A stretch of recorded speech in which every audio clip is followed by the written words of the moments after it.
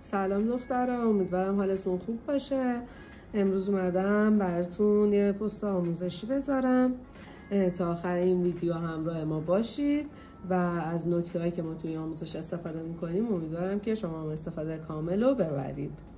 تو مرحله اول ما فرقمون رو باز کردیم، میخوایم الان یه خورده دیگه مواد بزنیم. از ریشه تا چند سانت پایین تر ما کامل موادمون رو میزنیم.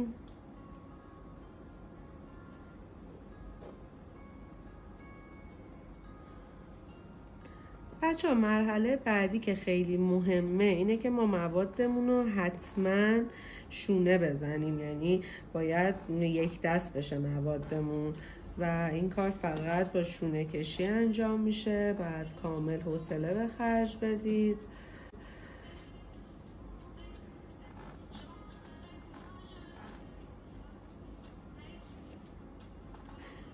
خب بعد از شونه کشی میخوام تقسیم بندیمو شروع کنم. من میخوام امروز براتون تقسیم بندی خورشیدی رو بهتون یعنی آموزش بدم.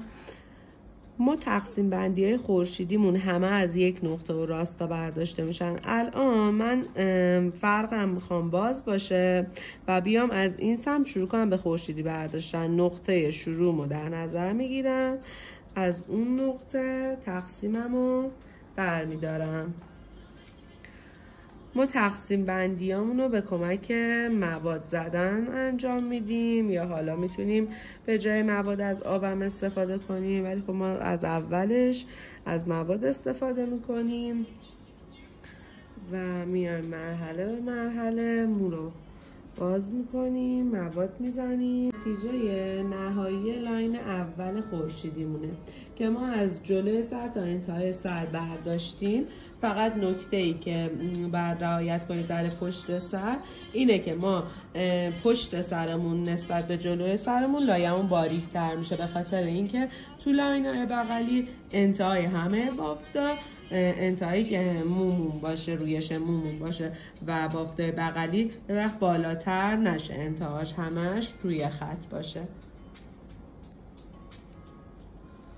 خب بچه ها، من الان روشی که دارم استفاده میکنم، یعنی از روش بافتی که دارم استفاده میکنم، آموزش کاملش تو پستای آموزشی قبلیمون هست.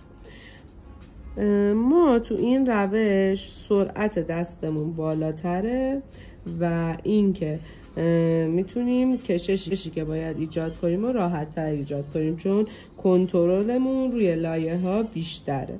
ما تو این روش از لایه وسط میایم همه لایه هامون رو برمیداریم و اینکه حالا چه اندازه‌ای برداریم، ریز برداریم یا درشت برداریم، همه اینا بستگی به این داره که سلیقه خودمون چجوری باشه و یا مشتری بهمون چه عکسی رو نشون داده باشه.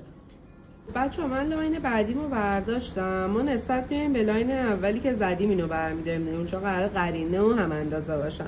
ما باید تو تقسیم بندیمون درسته داریم اندازه این لاین برمیداریم، ولی باید یه کوچولو پهن‌تر برداریم چون لاین قبلیمون بافته شده و پوست سر جمع شده. اگر بخوایم اندازه همین الان این برداریم، خب این لاینمون به نسبت نازک‌تر میشه. پس باید یه خورده پهن‌تر برداریم که اگر پوست جمع شد هم اندازه لاین قبلی بشه. لاین رو بافتم. الان میخوام کنار این دوتا لاین خیلی باریک بردارم. نمیخوام تا انتها بره، تا اونجایی که میخوام لاین باریکم باشه برش میدارم. زیاد و کمشو درست میکنم.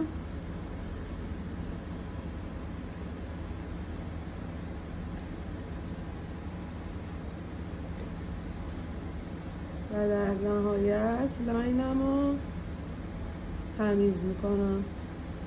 مانی که میخوایم همچین لاینای باریکی رو ببافیم، باز داریم ما، ولی باید ظرافت کار خودمون رو حفظ کنیم. پس تار به تار شروع میکنیم لایه برداشتن، خیلی ظریف ولی کاملا شمرده. بعد حواستون باشه از دستتون لایه ها در نرن.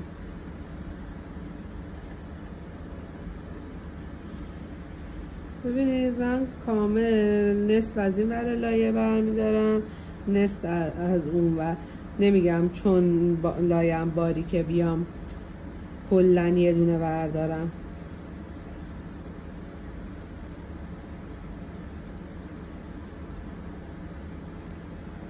خب بچه ها، اینم از انتهای بافت کف سری خورشیدیمون.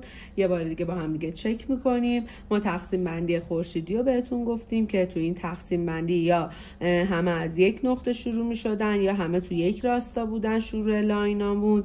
نکته بعدی که بهتون گفتیم نکته ریز بافتن بود و اینکه ما حالا تو این بافت بیشتر میخواستیم بهتون نشون بدیم که تا چه حد میتونید تمیز کار کنید. باید موادتون به اندازه بخوره، تقسیم بندی باید یک اندازه برداشته بشه و تو تقسیم بندی های ژورنالی قرینه اینو همیشه یادتون باشه که یه دونه لاین از این سمت فرق و یه دونه لاین از این یکی سمت فرق ببافید که بتونید قرینگی رو تا انتها ادامه بدید. امیدوارم این آموزش به دردتون خورده باشه. دوستتون دارم.